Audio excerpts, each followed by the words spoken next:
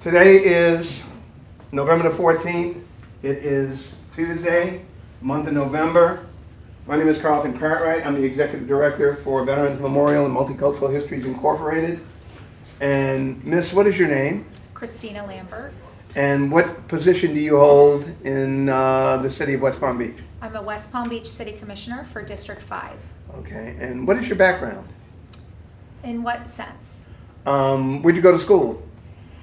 So I grew up in Brevard County, Florida. I went to Rockledge High School and then went to University of Florida, where I got my undergraduate degree in public relations, and I got a master's degree in communication and technology from Rollins College in Winter Park. What inspired you to... You're an attorney, aren't you? You have I'm not. Law background? I play one on TV. No, I'm a chief administrative officer for the law firm of Gordon and Partners. Okay, and what inspired you to go into the field of law, to become an attorney? Well, I'm not an attorney, but I do help run the office with the owners of the law firm. So we have about 150 employees, and I really just love helping the inner workings of the law firm. So everything from hiring, coaching, and mentoring employees to looking at efficiencies. How can we use technology better? How can we utilize our accounting reports to run our business more productively, to working with the shareholders on how to incentivize employees and how to make the business more profitable, how to serve our clients better. Okay. How long have you been commissioner with the city of West Palm Beach? I have been a West Palm Beach City Commissioner for 6 years. Commissioners in West Palm Beach are allowed to serve up to 4 terms that are each 2 years long. So I am actually up for re-election right now, and this will be my last term, and I hope to serve another 2 years for a total of 8 years as a city commissioner. Okay, I know that a couple of my students have questions for you. Okay. You wanna? Yes. So what is Wait, but if you could introduce yourself and tell me who you are. Well, first of all, that was my mistake. Let me go around the room real quick. Well, if they could just do it Let when them they do it? ask. Go ahead. Yeah. So I'm Williamson. I'm a senior. You know, I oversee. I'm playing. I don't oversee anything. I'm a part of this little program, and you know, I'm here to be interviewing here. Thank you. Today. Okay, great. So I have one question. What is the responsibilities of a city commissioner? That's a great question. So the main responsibility is to be a representative of the community that we serve. So I'm a representative of overall of West Palm Beach. So anybody who lives in the city of West Palm Beach had an opportunity to vote for me. But whether they voted for me or not, I still represent them as a city commissioner. Then specifically to run, I needed to live in a certain district. So I live in the south end of West Palm Beach. So south of Okeechobee to our Lake Worth border, east of 95 to the intercoastal.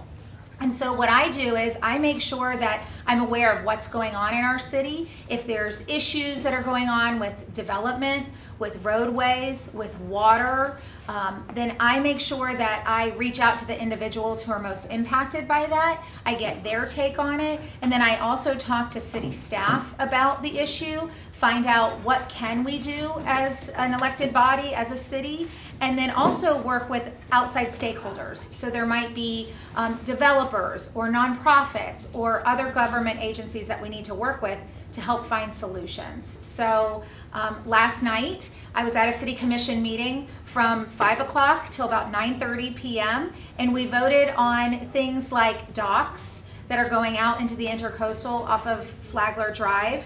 We voted on a grant that we're receiving to help mitigate flooding on South Flagler Drive. And we also voted on an opportunity to have a Boys and Girls Club in Dreher Park and open up in the city. So those are just some of the issues that we vote on. Okay. What would you say is one of the hardest tasks as a city commissioner? That's another good question. I think one of the hardest tasks is balancing what I may feel and know is right for the city and what residents and stakeholders might be ready for, because sometimes they don't always match up. And so oftentimes I think it's a matter of helping to make everyone feel comfortable with it. And sometimes it's not 50-50. Like we each need to come together and meet in the middle somewhere. Sometimes one side needs to give a little bit more. Sometimes another side needs to learn and give a little bit more to find out what is the best solution for us to move forward. Good questions. Okay. Tell me your name again and your grade. All right. My name is Elijah Brown, and I'm in 11th grade. My question for you is, what made you want to become a city commissioner? Thank you for that question. I grew up with a single mom, and my grandparents helped to raise me. And in their spare time and after school, they would take me on volunteer projects that they did in the community, and they were involved in local politics. And so I got to see about giving back to the community, volunteering my time. And so really, I never intended to be an elected official. I just really wanted to help serve the community and help find solutions to problems. And when I started talking to people about possibly running for office, I realized I had a lot of support, and that this might be something that I'm really good at. It's similar to the work I do at the law firm, helping people find solutions, helping promote and encourage and mentor folks, and really trying to make everything that we work on better than it was when it came to us. Okay, I got one more question. This is my last question. Okay. Okay. Okay, so we're gonna bring it back to. I hope I don't ask this question in the wrong way, but you said you assisted in a law firm, right? Yes. So what all did you assist with in the law firm, like specifically? So my title is Chief Administrative Officer. Mm-hmm. So that means that I am in the leadership team of the law firm. I work directly with the owners of the law firm, mm-hmm. and I help them with anything that is not law related. So I don't work with the clients or on the cases, but I help them with the running of the business. We have a call center, mm-hmm. and I work with our manager of the call center, mm-hmm. so that when you are maybe in a car crash and you call for help, then we have people who are answering and taking those calls. I work with our different departments. We have a Veterans Disability Department, and it's one of our largest departments. And so I help them make sure that they have systems in place, mm-hmm. so that when they're scanning in documents, that it goes directly to the system that it needs to for the paralegals and the attorneys to work on things. I work with our IT director and our operations director to make sure that everybody has a desk when they come into work. And so administrative business running is like that. Okay. This is my last question. That's my last question. I'm sorry. Okay. No. Aren't you into like entrepreneurship and real estate, right? Well, by nature of being a city commissioner, we're into real estate, because that's what running a city is it's all about the land and the real estate that we're there. Entrepreneurship is very important to me. I am extremely supportive of entrepreneurs within our city. Actually, there's a group that if you're interested in entrepreneurship, I would encourage you to look into. It's called 1909. They're located in downtown West Palm Beach, and they help incubate ideas. They help support local entrepreneurs, and the city has been a partner in giving them grants previously to help them to do even more outreach and make sure that they reach more young professionals like yourself who maybe want to open up their own business one day. Next student, Okay. London. Okay, so hi, my name is London Purdue, and I'm an 8th grader here at the Prep. Hi, London. I want to ask you, how do you feel about racial profiling with the law enforcement? Yeah, that's really tough and unfortunate, what our country has been through lately. And, I want, in my city, in West Palm Beach, I want all of our residents and visitors to feel safe when they come to our city. And I don't want people to feel like they're being profiled or they're being looked at or called out for something that has nothing to do with what they were doing there. So I would tell you that in West Palm Beach, our police officers go through a vast amount of training. They're constantly discussing how to make sure that they're being the very best that they can be, so that we make sure we follow the law, that people feel welcome and safe in our city. Okay. Which one? Where do you think? How do you think? Hold on. Go ahead. Okay, so I'm trying to give somebody else a turn, but that's fine. He'll get let his me turn. try to put this together. Where do you think, or how do you think racial profiling originated and how it came about? From your sense of knowledge and where you stand at. Are you all studying racial profiling, or No. tell me your... No. This is But just a topic that's important to I you was guys. in the criminal justice for 4 years, so I do know criminal law, yes. Yes, that's really great.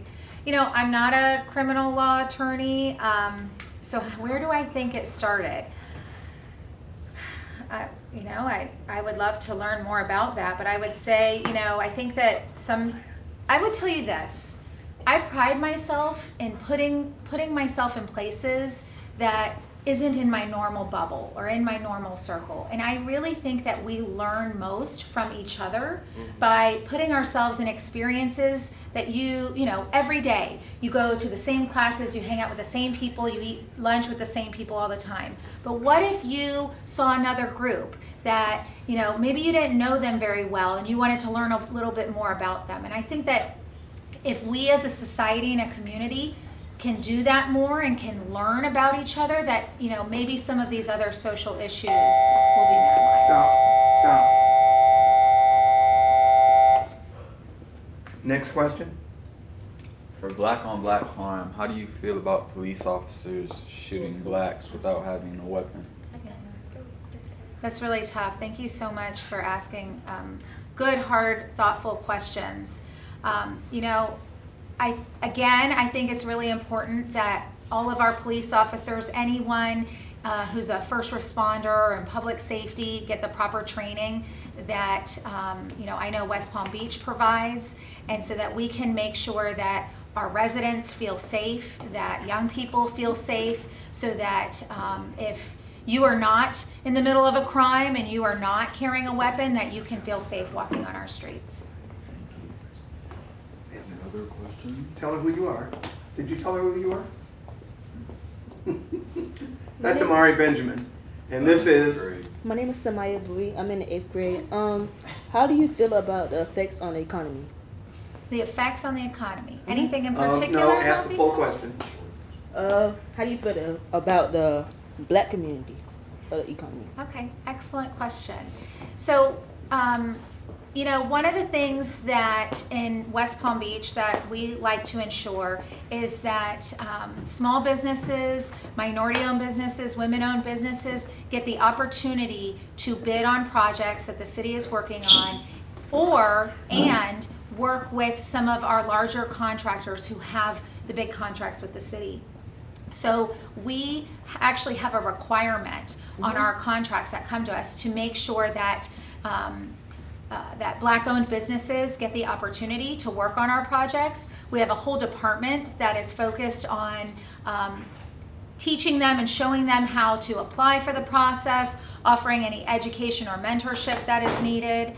I personally am very happy to help foster and support our local black-owned businesses in West Palm Beach. And so if you ever have one, I encourage you to come to the city and ask us how we can partner with you. As far as politics are concerned, and what I do mean specifically is the atmosphere that we're all experiencing these days. What is your take, or I almost want to say vision, but how do you feel about the way things are today in the political world? Carlton, I'm really sad about it. I'm very emotional about it. You know this, but I'll share with your students. Last April, I was actually thinking about this a lot, and I was really down on the world, on politics, on our future.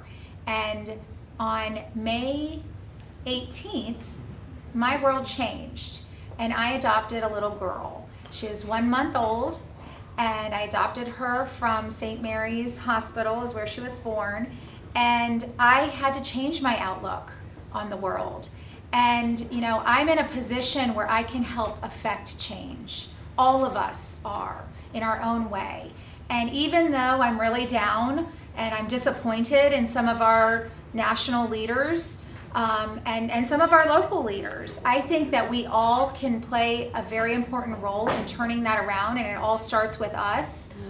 How we hold ourselves every day, how we treat our friends, our teachers, what we stand for. When you get the opportunity to stand up for an issue, like the issues and the questions you've been asking me today, I encourage you to do that.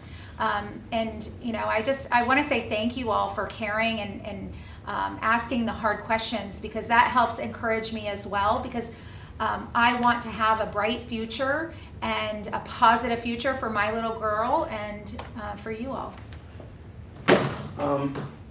And thank you very much. As far as young people are concerned, what are your thoughts to encourage them, motivate them to not only vote, but to become involved in the political process? I love that. Thank you, thank you, thank you. Okay, not everyone can be an elected official. First of all, there's only so many seats, right? Yes. And maybe that isn't what you want to do.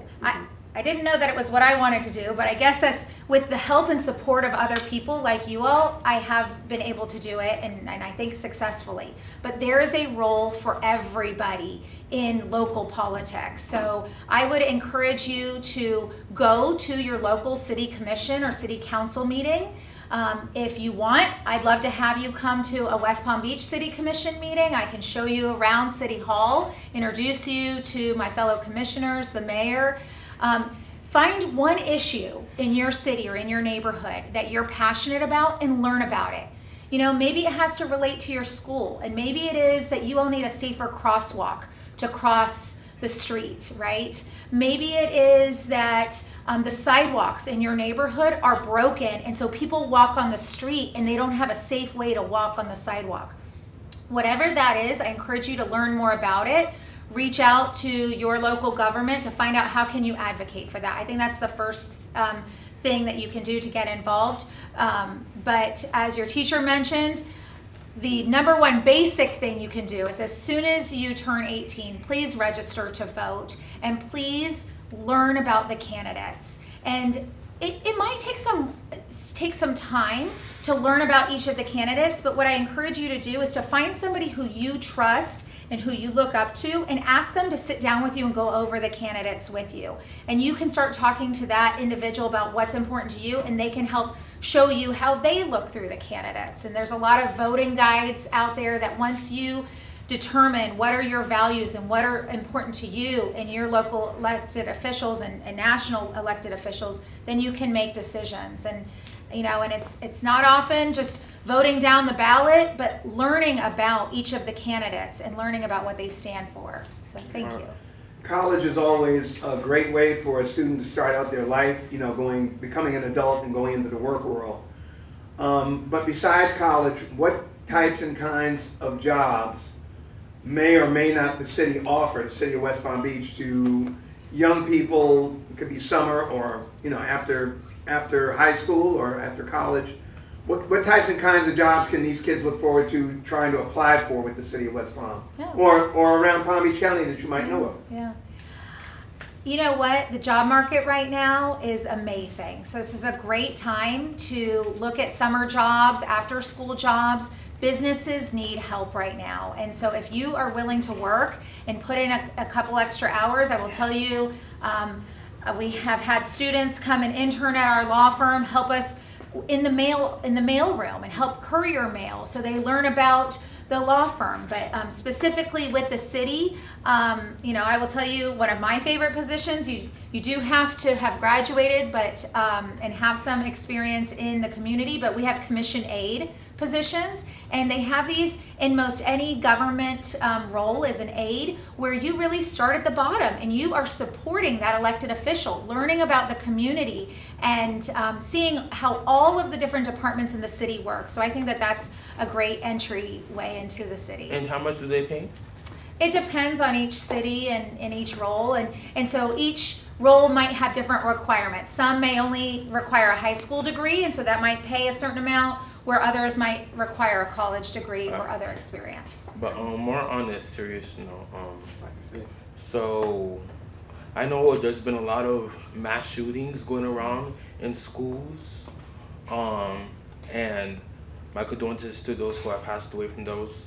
But what is something that a city commissioner within their city, what is something that they can do to prevent that happening in their city, including you and this city on West Palm? That's a great question and very relevant to today's times. I think that there's a lot that the city does to help ensure a safe environment within the city. Now, within schools, these are ecosystems unto themselves, and so I know that there's security here and that the school districts works very closely with the resource officers that are here, but the city itself and other municipalities, they make sure that their police officers are trained.